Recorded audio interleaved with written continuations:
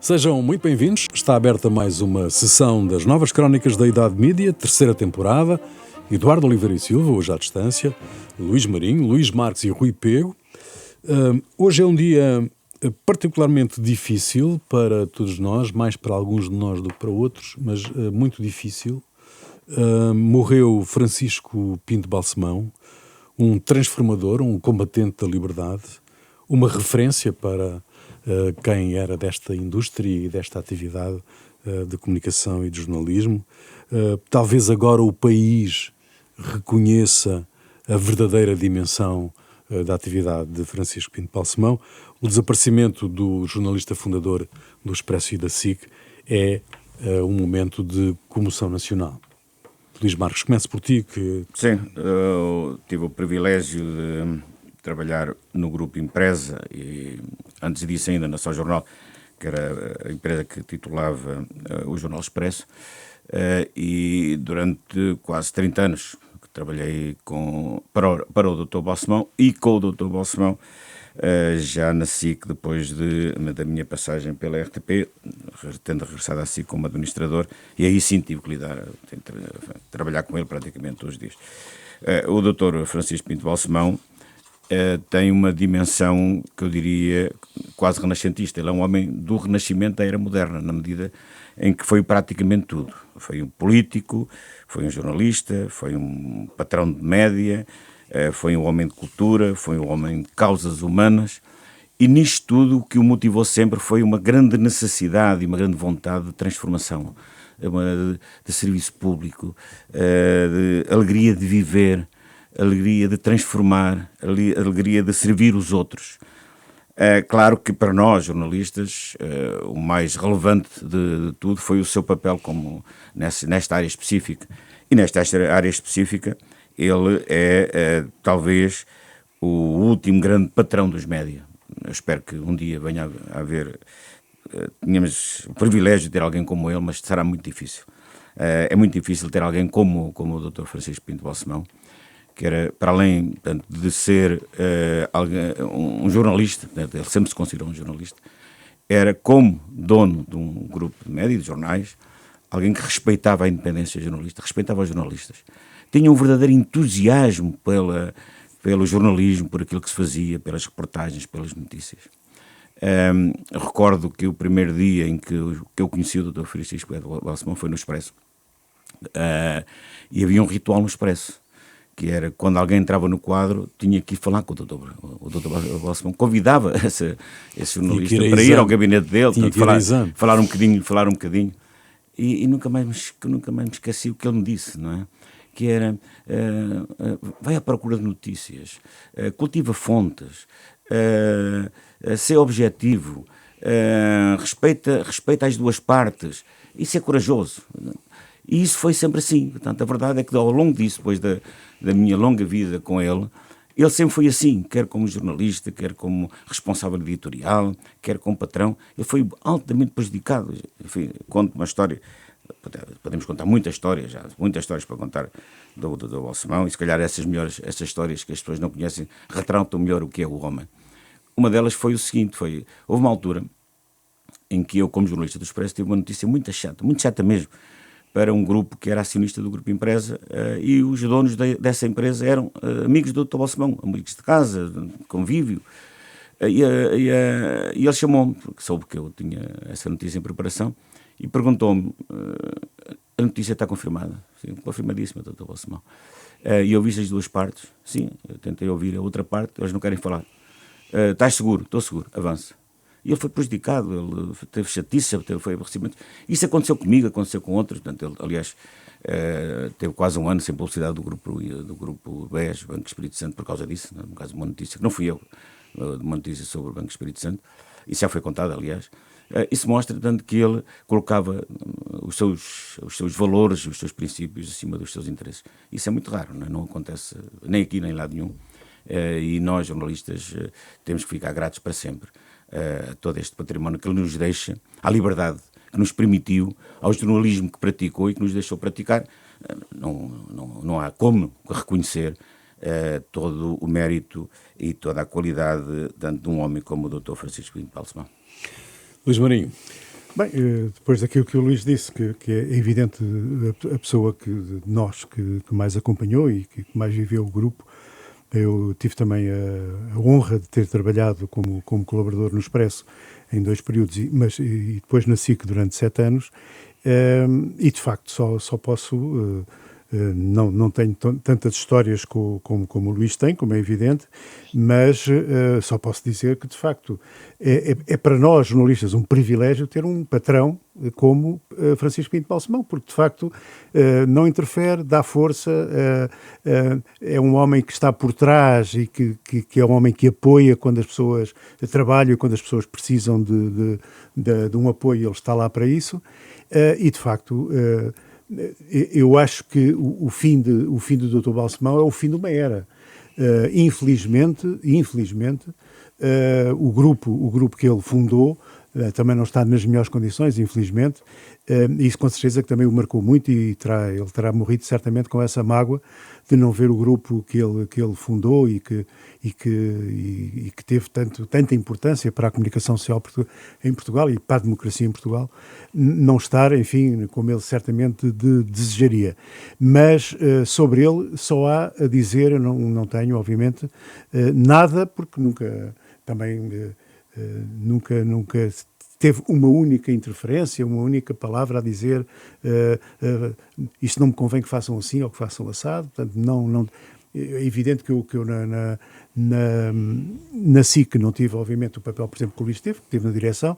Eu fui editor, mas não há nenhuma, aliás, toda a gente é unânime em dizer isso. Portanto, seria muita gente a mentir. Não é? Exato. Seria muita gente a mentir, deveríamos estar certamente todos combinados. Sim, claro. Para dizer isto, e de facto é o grande legado que ele deixa ao jornalismo português e à democracia portuguesa. Assim. Eduardo, Dr. Pinto Balsemão não gostava de ouvir um não como resposta, não é? Não, enfim, já lá vou. Eu vou assinalar. O patrão dos jornais está muito bem assinalado. Eu vou falar do homem político. O homem político foi uma pessoa excepcional, porque sucedeu a Francisco Sá Carneiro em circunstâncias muito difíceis, com muita adversidade, diga-se. O governo dele sobreviveu a muitos ataques de gente que hoje o homenageia e, enfim, e lhe tece loas, mas a verdade é que foi no tempo dele, com um Presidente da República absolutamente hostil, que era o General Yanes, que se deu a conversão do regime de tutela militar para o regime civilista que nós temos hoje. E Francisco Pinto Balsemão, desse ponto de vista, foi uma figura que foi marcante, porque essa transição foi decisiva através da revisão constitucional, feita também com o Partido Socialista, e ele foi também um político muito arguto. Também foi Ministro dos Negócios Estrangeiros, numa circunstância difícil. Eu lembro-me eu convivi não, enfim, falei com ele várias vezes durante o período em que ele foi Primeiro-Ministro, e ele tinha realmente ficava desolado às vezes por causa do Expresso, porque dizia que o Expresso tinha um complexo de Édipo e queria matar o seu fundador. Na altura ele estava... Mas ao mesmo tempo dizia isso com pena, mas com tolerância. E com algum orgulho, diga-se passagem também. Sim, com algum orgulho, mas o pior é que tinha muita razão. Pois tinha. Estava cheio de razão. Olhando hoje, a gente vê que ele tinha razão. Depois há outra coisa. Eu, pessoalmente, a experiência que tive com ele foi ele convidar-me para trabalhar com ele, na altura no governo. Eu não podia, ou achei que não devia. Passados uns anos, eu procurei-o quando saí da Lusa e ele estava na SIC, que era a SIC que estava a ser lançada, e ele foi muito simpático, mandou-me falar com o diretor do Expresso, mas disse-me: eu aqui na SIC não tenho lugar para si, o que prova que ele tinha uma memória elefantesca, como muito se diz dele. Mas não... Houve uma altura em que havia um princípio que é quem saía do grupo depois não voltava. Sim, né?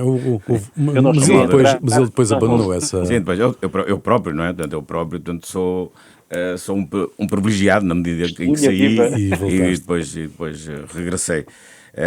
e até numa situação até melhor do que aquela em que saí. Nesse sentido, ele, portanto, mudou bastante. E nessa experiência é preciso, o Luís falou aqui num ponto que é uma ironia, enfim, um pouco trágica, não é? Triste, que é ele desaparecer numa fase em que o grupo está com estas dificuldades e que está numa fase em que pode haver uma alteração na estrutura acionista, que eu espero que corra bem, naturalmente, mas ele sempre foi muito cioso da independência do grupo.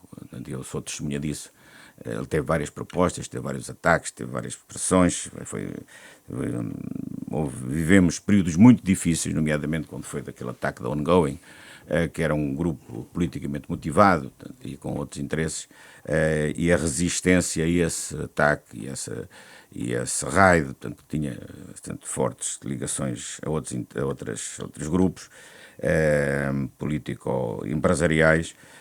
Foi uma demonstração da sua capacidade, da sua resistência e da sua coragem também, porque a verdade é que, ao fazê-lo, ele mostrou que, não tendo talvez o arcabouço financeiro para, portanto, esse combate, afinal a verdade é que foi para a frente com ele e ganhou. Agora, isso não, obviamente não conseguiu resolver, com isso não se resolveu alguns dos problemas que o grupo tinha, e que espero que sejam resolvidos agora, mas esta coincidência não deixa de ser, portanto, um elemento a registar. Como é que ele reagiria a estas decisões da Casa Branca de só soltar a informação do Pentágono com visto prévio, no fundo? Ele que teve ainda na ala liberal a iniciativa de criar uma lei de imprensa em Portugal, ainda no Estado Novo. Como é que ele reagiria a estas novas formas de tentativa de controlar a informação nos Estados Unidos? Bem, quer dizer, não iria reagir bem, certamente, aliás, tendo em conta o perfil e a forma como ele se comportou e como ele agiu e como ele defendeu os princípios básicos do jornalismo ao longo de toda a sua vida, não é? Obviamente, nos últimos anos não falei mais com ele, encontrei-o 2 vezes em convívios, mas, portanto, apenas o cumprimentei. Não tive, infelizmente, a oportunidade de falar de política com o Dr. Balsemão nestes muitos últimos anos, mas tenho quase a certeza absoluta que ele deveria olhar para Trump com algum desprezo e achando que, obviamente, não seria um homem bom, não é?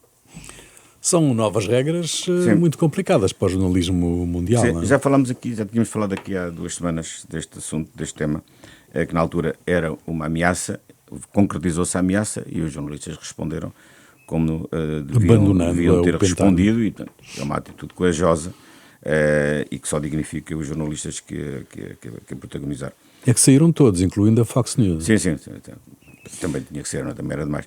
Agora, não tenho dúvidas nenhumas que o Dr. Balsemão estaria do lado dos jornalistas e não do lado do Pentágono e da administração Trump. Aliás, em muitas outras circunstâncias, o Dr. Balsemão foi sempre um defensor, portanto, da liberdade dos jornalistas, portanto, do combate às restrições. Em muitas circunstâncias, portanto, que eu próprio vivi, ele portou-se sempre do lado do bem e não do lado do mal. Aliás, do ponto de vista político, ele era claramente um social-democrata, que eu diria que poderíamos dizer agora, na divisão que se pode estabelecer na social-democracia, um social-democrata de esquerda, não é? Portanto, alguém dizia hoje, portanto, penso que era o João Gonçalves, portanto, no Facebook, que ele não dizia, mas insinuava, eu depois, portanto, enfim, eu é que sublinhei a seguir, que estaria mais próximo do Mário Soares do que do Freitas do Amaral, portanto, com quem tanto falei. Não tenho muitas dúvidas sobre isso, não é? Quer do ponto de vista pessoal, quer do ponto de vista político, e até que do ponto de vista pessoal. Portanto, o prazer que o Balsemão tinha, portanto, pela vida é muito mais parecida com o prazer que o Soares tinha de viver e de gostar das coisas boas da vida do que do Freitas do Amaral. E nesse sentido, portanto, não tenho dúvidas nenhumas, portanto, qual era o lado em que ele estaria nesta questão, tanto do Pentágono. Não sei se o Governo, estamos a gravar quarta-feira, não sei se o Governo já decidiu o dia de luto nacional, mas deverá ser no dia... Agora não, já está Hoje- definido. já está Já está definido. decidido. Hoje e amanhã. E amanhã. Hoje e amanhã. O velório é hoje, quarta-feira, e o funeral será amanhã. Será amanhã. Muito bem. RTP Notícias, vamos ter seguramente, temos de deixar aqui uma última palavra, vamos ter certamente muitas saudades do jornalista e do patrão da indústria que ele foi. Vamos ter seguramente muitas saudades. RTP Notícias, uma semana depois da estreia, onde é que estão as diferenças? Conseguiram identificar? Eu tenho visto assim a espaços. O que é que eu acho? Do ponto de vista gráfico, não mudou muito, mas parece mais limpinho, não é? Parece-me assim um grafismo mais leve, ligeiramente mais leve, mas digamos que não se nota ali uma diferença muito grande. No estúdio, sim, talvez um bocadinho mais luz, um bocadinho mais clean, digamos, mais limpo. Tive a ver algumas rubricas que me parecem mais interessantes. Digamos que o que é que eu tentei perceber da linha editorial da RTP Notícias, que tem um caráter um pouco mais abrangente. Acho que continua a faltar-lhe aquilo que eu acho que podia ser a grande mais-valia da RTP, neste caso Notícias, que era uma aproximação muito maior à realidade nacional, isto é, um incremento a nível de correspondentes, etc., e entrar muito no Portugal. De uma informação de proximidade. Exatamente.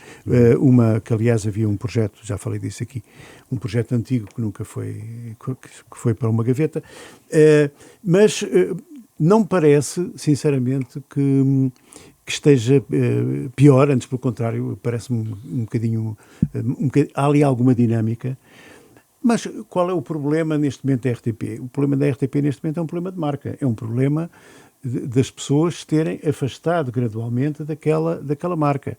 Porque, de facto, nós olhamos hoje para os noticiários, eu tenho feito às vezes esse trabalho. Começo a ver os noticiários da SIC e os noticiários da TVI, e aquilo começa a ser muito, já cheira muito àquilo que nós antes identificávamos como noticiário tipo Correio da Manhã. Já é muito crime, muita facada, muito etc.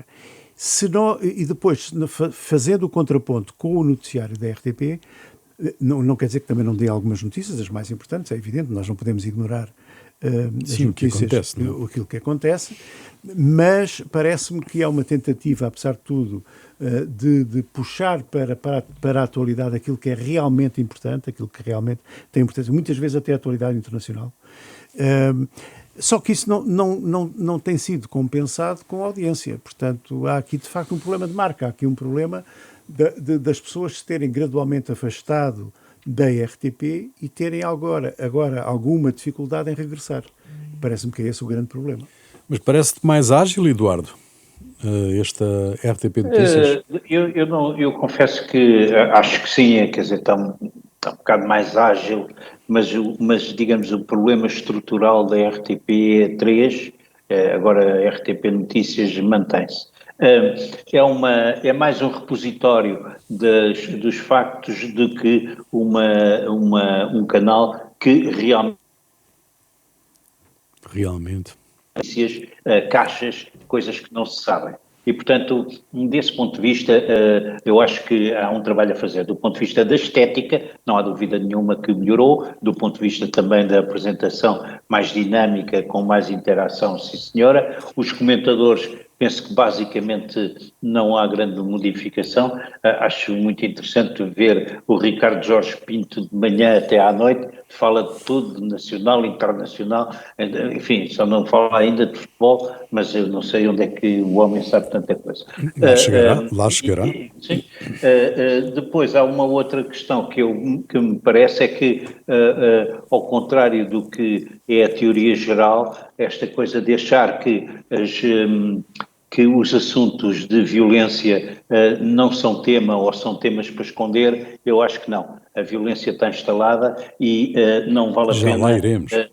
Não vale a pena, pois, mas é que eu digo já isso, não vale a pena tentar fingir que ela não existe. E, portanto, há muita matéria de violência que a RTP não divulga. Não tem que ir ao pormenor da vizinha e tal, não sei o quê, mas como é 5 baleadas 5 baleados numa semana, dizias tu, já lá iremos. Luís Marques. Bom, a RTP Notícias, o grafismo melhora, como disse o Luís, e bem, mais moderno, mais clean, mais limpo, mais agradável à vista, inclusive. O estúdio melhor, amplo, bem, boa mesa, um bom movimento de realização, acho que enfim, está um bom estúdio e desse ponto de vista formal o canal está bastante melhor do que eu gostava. Depois, as audiências não subiram muito, média andaria pelos 0.7 de rating, que significa à volta de 70 mil pessoas, mais ou menos coisa. Aumentou, penso que para 0.8, 0.9, portanto, ou seja, o aumento foi pequeno, mas enfim, tem algum significado, apesar de tudo melhorou um bocadinho. Há uma preocupação na notícia, de facto, na realidade, chama-se RTP Notícias, é uma preocupação de dar notícias, isso é bom, com a deslocação de alguns dos seus pivôs principais para o canal, também é bom. Tem menos futebol, antigamente, praticamente a RTP 3 era a RTP Desporto, não era a Sport TV, não sei quanto, já 8 ou 9. Agora não. Na realidade tem futebol, tem algum futebol, mas não tem todos os dias e bem. Tem uma dupla à noite, parece interessante. Falta dinâmica, falta ambição, falta mais notícias regionais. Portanto, o que lembro-me que este canal foi sobreviver. Portanto, fui eu que salvei este canal. Era a RTPN, não é? NTV, chamava-se NTV. E estava para fechar quando foi para a administração, ninguém te vê. Porque isto era um canal da PT, não era da IRTP. A RTP tinha uma participação relativamente pequena, que a PT queria fechar, porque era altamente deficitário. E nós acabámos por ficar com o canal e fizemos uma reestruturação do canal, mas a lógica para ficarmos com o canal e para a reestruturação que seguiu era exatamente isso, o canal ser um canal, portanto, muito virado para as regiões e para as ligações, portanto, as ligações regionais da RTP, etc. Isso foi-se perdendo com o tempo e hoje em dia praticamente não resta nada disso. O que é pena, e estou de acordo com o Luís, portanto, ela podia ter o canal... A RTP Notícias podia ter mais informação regional e local e colocar as delegações regionais a intervir mais. Enfim, agora, claro, se calhar não vai passar disto porque estou de acordo com o Luís, isto é um problema de marca e a marca está muito degradada. Bom, no caso da televisão, e mantemos ainda na televisão, a TVI em 25 anos vai do pontapé do marco às bufetadas, ou chapadas, ou tabefes da Vera, não é? São agressões em programas de televisão. Está de acordo com os tempos, não é? Exato, parece que continuam a render audiências, mas o pontapé rendeu lá atrás, no telejornal, no Jornal Nacional, não é?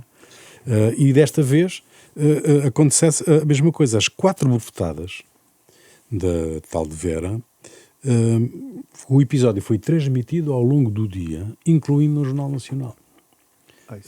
Não aconteceu nada em 25 anos, não andámos nada em 25 anos. Não.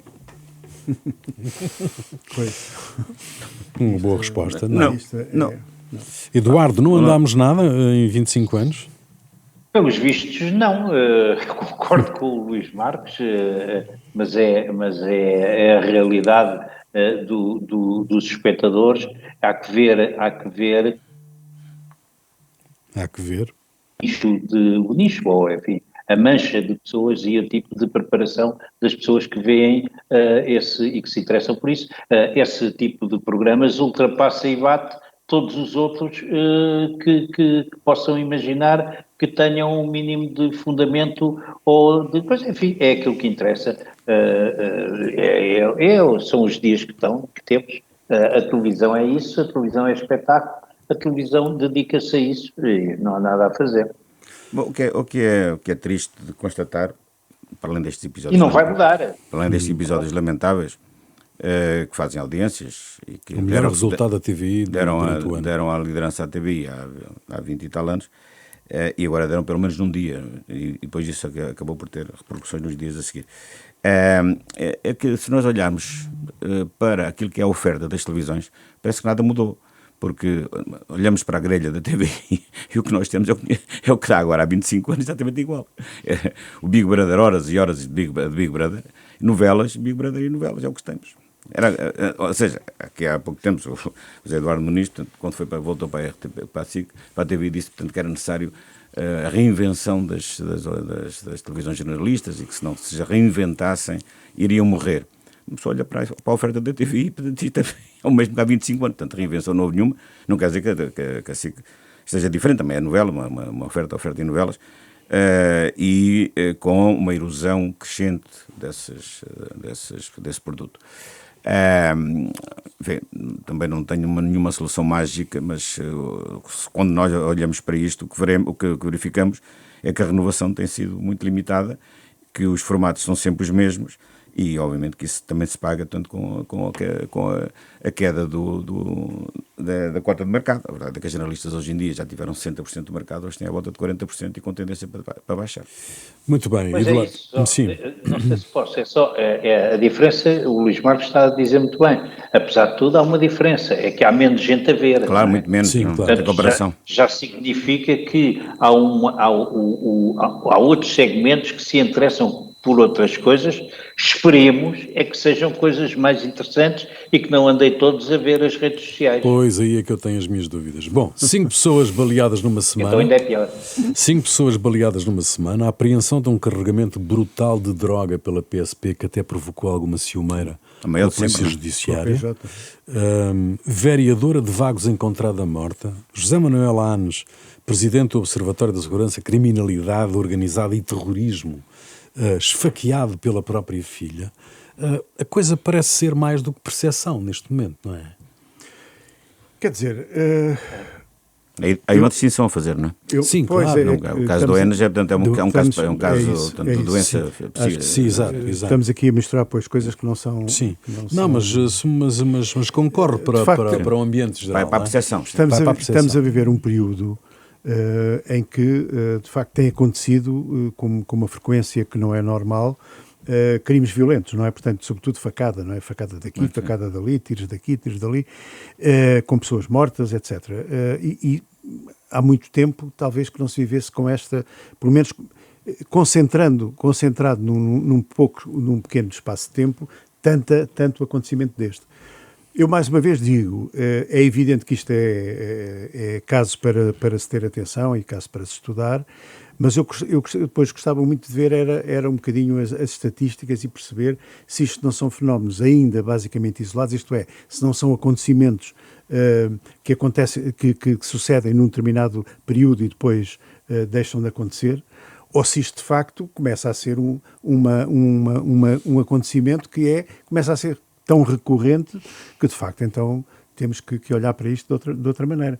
Eu continuo a achar que vale a pena esperar, entre aspas, para ver se isto são, digamos, picos de situações ou se, de facto, são situações destas que vão acontecer agora sempre ao longo do tempo. Não é? Eduardo, mais umas facadas num centro de atendimento em Santarém, não é? Sim, há isso também. Vamos lá ver. A semana passada nós falámos disto e eu, na altura, assinalei que achava que não é uma percepção, é uma tendência. É a minha opinião. Estatisticamente, os dados que saíram recentemente apontam um bocadinho para isso. Mas eu ainda vou dizer mais. É que nós tivemos esta semana casos que são perfeitamente insólitos, que continuam a acontecer. Mais uma criança que nasceu numa ambulância, uma jovem brasileira que abandonou o filho à porta do quartel dos bombeiros. Quer dizer, há aqui qualquer coisa que se passa na sociedade portuguesa e que é uma degradação de determinadas condições para o qual nós temos que fatalmente olhar. E eu dá-me ideia que, à pala da estatística, nós não estamos a olhar para estes. Não, mas, o que é que sucede? Há uma degradação. Diz. Não, Eduardo, eu não é à pala da estatística. Eu acho é que as estatísticas, ou por outra, é preciso perceber um bocadinho isto no tempo. Sim, a ministra até diz que é culpa dos jornalistas, não é? Ela apareceu agora a dizer que bem, tal, mas não sei o quê. nós também já percebemos que a senhora não tem uma capacidade assim. Não, era melhor a outra. Não tem uma grande capacidade de expressão também. Atrás de mim virá quem bem de mim dirá. Exato. Diz o povo cheio de razão e eu acho que a sua sabedoria. instituição não foi brilhante, mas, enfim. Ela queria dizer, acho eu, que ela mais ou menos queria dizer aquilo que eu acabei de dizer, talvez, que é melhor esperar um pouco para perceber se isto é uma tendência ou se é um pico, se são coisas que estão a acontecer num determinado espaço de tempo e depois não acontecem. Tu, por exemplo, estavas a levantar uma questão, a questão da criança que foi abandonada. Há quanto tempo é que nós... Isso é uma situação que de vez em quando acontece. De vez em quando. Pessoas que abandonam crianças. E há muito tempo que não ouvíamos falar disso, não é? Neste momento aconteceu. Felizmente, sem nenhum problema para a criança, não é? Quer dizer, o que nós, são sempre, e depois há aqui um efeito de mimetismo entre as televisões, de facto. A ministra tem razão numa situação, é que as televisões, de facto, depois têm tendência para ir um bocadinho atrás destas tendências, não é? De ir atrás. Da vaga, não é? Há aqui uma vaga, portanto, vamos aqui atrás disto. Vamos cá descobrir, agora houve um assalto a uma loja de não sei o quê. Ok, vamos também misturar isto. E também é verdade que estas coisas também, nós sabemos que isto também acontece assim. Começa a ser um bocadinho, isto faz-me um bocadinho lembrar agora histórias que já correm há meses e meses, que é a história das urgências fechadas, não é? Quer dizer, está fechada aquela, depois está aberta a outra, depois não sei o quê. Os jornais abrem recorrentemente com isto. Enfim, depois de repente... Pois, mas o problema é que há pessoas que passam 23 horas nas urgências. Claro que sim. Claro que sim. O que eu digo é assim, estas matérias são notícia e a mim incomoda-me que um ministro ou, digamos, haja um certo prurido de comunicação em achar que estas matérias não devem ser comunicadas ou devem ser consideradas. Mas também são normais. matérias sensíveis, Eduardo, não é? Mas também são matérias sensíveis. A violência doméstica, para o caso de não se saber, a verdade é que neste momento, estamos em outubro, finais de outubro, já se ultrapassou o número de mortes por violência doméstica do ano passado. Portanto, qualquer coisa se passa. E isto, não divulgar é pior do que divulgar. Não, mas ninguém está a dizer para não divulgar. Sim, claro que isso tem que ser divulgado. Isso não há questão. Luís Marques. Claro que os políticos não gostam que isso se divulgue. Acham sempre que os jornalistas, portanto, são sensacionalismo e dar notícia. Mas é evidente que são notícias. Portanto, isso é indiscutível. Não? Mas há uma violência, Luís Marques, que está para lá desta violência física de rua e que tem a ver e que resulta muitas vezes da incompetência e da fraude, como aconteceu, por exemplo, no acidente do elevador da Glória, não é? Cujo relatório preliminar é arrasador. Sim. Absolutamente arrasador. E ainda por cima é uma violência em relação à qual não há nada a fazer. Isto é, quem se mete ali depois pode-lhe acontecer aquele problema sério, não é? O cabo não estava certificado para utilização que envolvesse transporte de pessoas. Mas isto, como é que é possível isto? É impensável. Bom, mas deixe-me só voltar aqui um bocadinho atrás para dizer o seguinte. Relativamente à violência, os últimos dados oficiais do RASI, penso que é assim que se chama, diziam que a violência em geral não cresceu, mas algumas áreas da violência cresceram. E são exatamente aquelas que nós estamos a falar. Portanto, cresceu a violência, o crime violento, e o crime grupal, que é o que nós estamos aqui a falar. Exatamente, são crescimentos, não são muito significativos, mas são crescimentos, ou seja, há aqui uma tendência que estas últimas semanas aparentemente confirmam que efetivamente há aqui um acréscimo de violência de crimes mais violentos e eventualmente de grupos organizados. De onde é que eles vêm, a que é que estão ligados, eu não quero especular, e não sei se há dados sobre isso, mas que é preciso estar atento e que isto pode motivar alguma preocupação, sim, não tenho dúvidas nenhumas sobre isso. É bom que a ministra tanto não tape o sol com a peneira, não ponha tanto a cabeça tanto na areia como a avestruz. Isto é um problema que tem que ser encarado a sério. Aliás, por outro motivo, depois a seguir também já irei falar. Relativamente ao elevador da Glória, o que é extraordinário no meio disto tudo é o seguinte: a primeira reação da Câmara de Lisboa ao relatório preliminar foi de que o relatório vem confirmar que não havia responsabilidade política. Quer dizer, o Carlos Moedas tem um problema mal resolvido de comunicação em relação a esta matéria. Sempre que se fala disto, ele vem sempre acusar alguém de o ter acusado para de responsabilidade política, coisa que nunca aconteceu. Oficialmente, houve uns gajos que comentaram, mas isso comentários há sempre, não é? Agora, do ponto de vista institucional, ninguém acusou o Carlos Moedas, nem sequer o Partido Socialista, tanto a candidata do Partido Socialista, que é o que conta, não é? Já há sempre alguns indivíduos têm outras opiniões. O acusou disso, mas parece que ele tem um problema mal resolvido, o que significa que ele pode ser uma espécie de Jorge Coelho, aposto-me, do elevador da Glória, que vai arrastar até o resto do seu tempo político um problema, uma carga aos ombros, que é de não ter resolvido bem o problema do elevador da Glória. A verdade é que o relatório é um relatório gravíssimo, porque vem dizer que a administração da Carris desconhecia, ou se conhecesse ainda era pior, mas desconhecia, que o cabo não era o cabo certo, que a manutenção não era feita, nada que lhe bate certo. Exato. Então, há aqui responsabilidades institucionais. A Carris é uma empresa pública tutelada tanto pela Câmara Municipal de Lisboa. Eu não estou a dizer que o Carlos Moedas tem responsabilidade política, mas tem uma responsabilidade institucional relativamente a esta matéria. E a primeira coisa que ele diz é: isto não é uma responsabilidade política. Não há aqui responsabilidades políticas. O que ele devia dizer assim: eu vou fazer um inquérito imediato à administração da Carris. Eu vou suspender imediatamente a administração da Carris. Coisa que só depois é que veio dizer. Que não vai ser reconduzida. Que não vai ser reconduzida. Quer dizer, quando perante o broá público, que é o que é que a administração da Carris anda a fazer, o que é que a Carris anda a fazer, o Carlos Moedas foi obrigado a dizer que não vai reconduzir a administração da Carris. A administração que ele andou sempre a defender, desde o princípio que anda a defender. Bom, ou seja, isto é uma gestão desastrosa, ainda por cima, tanto de um episódio, que é um episódio trágico, onde morreram 16 pessoas, muitas delas estrangeiras, e foi uma má imagem, quer dizer, para além da tragédia individual, foi uma péssima imagem para o país. Eduardo. Não, concordo com tudo o que foi dito, quer dizer, é uma situação gravíssima. O que a mim, vou-vos dizer, o que mais me impressiona é que no pós-acidente, e depois também houve aquela coisa da CP no outro dia, que ainda não se percebeu, mas há uma coisa... A carruagem descontrolada. Sim, a carruagem perdeu o atilho, né?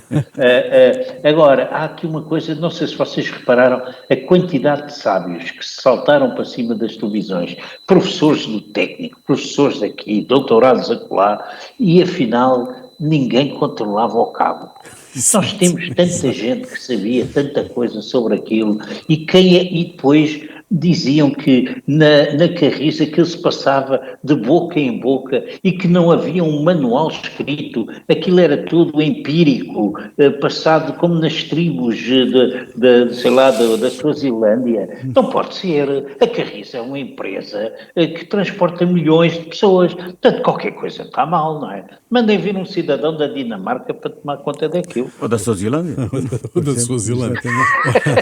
Bom, mas nós tínhamos aqui a questão da proibição da burca, mas eu proponho-vos que deixemos para a semana, porque é um assunto importante, que merece uma reflexão cuidada. Mas pedia-vos aqui só uma palavra sobre duas coisas extraordinárias que aconteceram em França. Uma foi o assalto ao Louvre e outra o encarceramento do Sarkozy, com uma manchete extraordinária do Libération que diz Sarkozy à l'ombre. Isto é, o Sarkozy foi posto à sombra. Mas o mais engraçado foi o livro que ele levou para ler. Não vi. Foi quando Monte Cristo. Fugiu, não é? Exato. Não, que é a história de alguém que é preso injustamente, não é? Como sabem. Sim. Bom, mas e o Louvre? Nós estamos mesmo aqui a caminhar rapidamente para os grandes enigmas. Como é que é possível? Eu diria que... É mais uma questão de segurança, como o elevador da Glória, não é? Não, sabes o que é que eu acho? É que a minha pergunta é assim, o que é que falta acontecer à França, não é? Sim.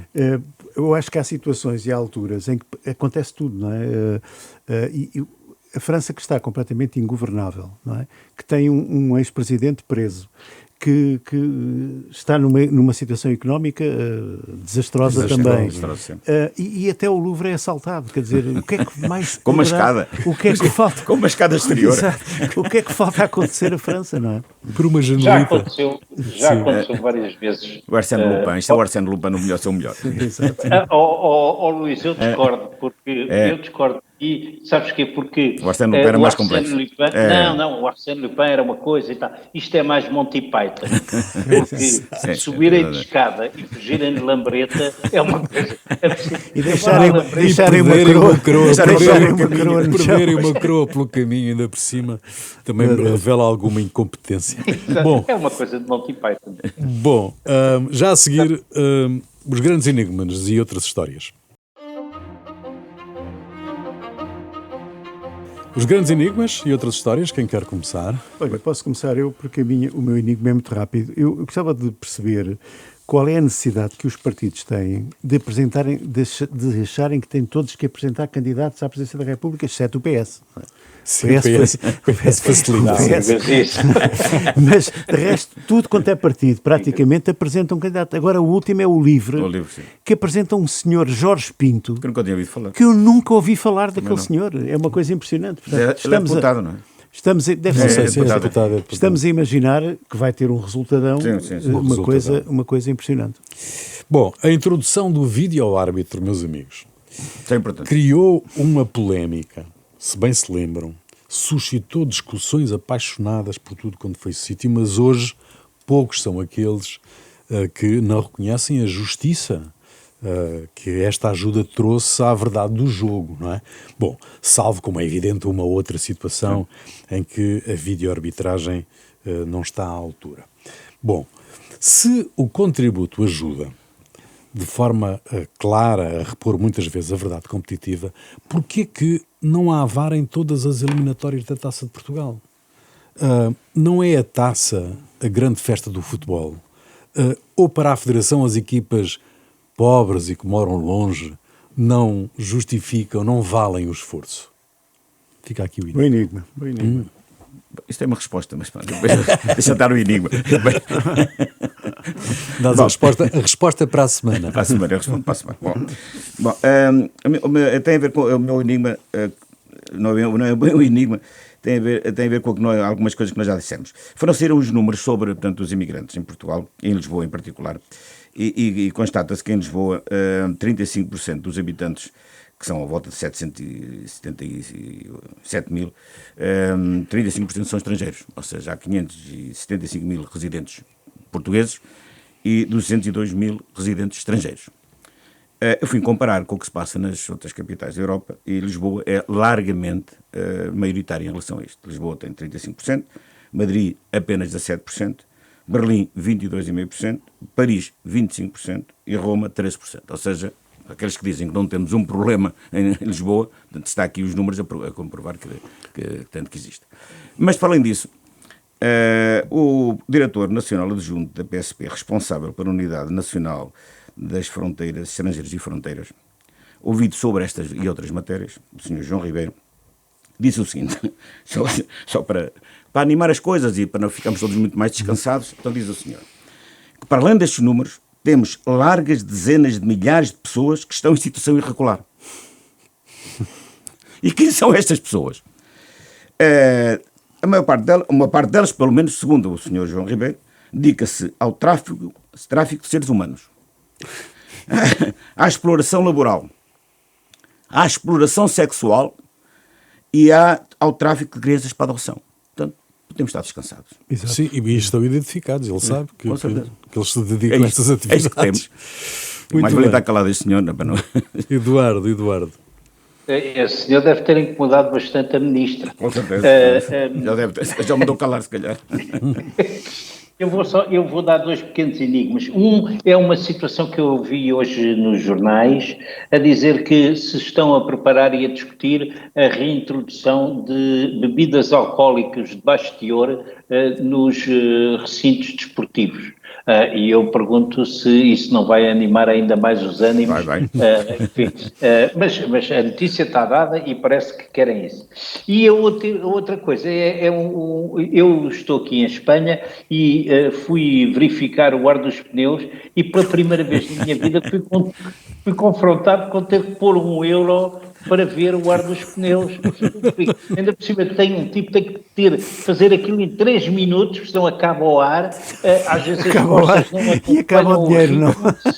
Acaba o dinheiro, é uma coisa extraordinária. E o meu enigma é até quando é que isso não vai acontecer? Eduardo, e foi euros ou foi yuans? Os chineses não tomaram já conta disso? Pois, Não, a bomba não era chinesa. Deve ser uma coisa chinesa, Não exatamente. sei qual é. Vê lá, se calhar já são chineses. Bom, termina aqui mais uma sessão das Novas Crónicas da Idade Mídia, um programa de Eduardo Oliveira e Silva, Luís Marinho, Luís Marques e Rui Pego, produção de Marina Duarte, desenho sonoro de António Fialho, cuidado técnico de Beatriz Garcia, imagem de Ricardo Fortunato. Novas Crónicas da Idade Mídia, domingo ao meio-dia, sempre que quiser, ao alcance de um clique. Até para a semana.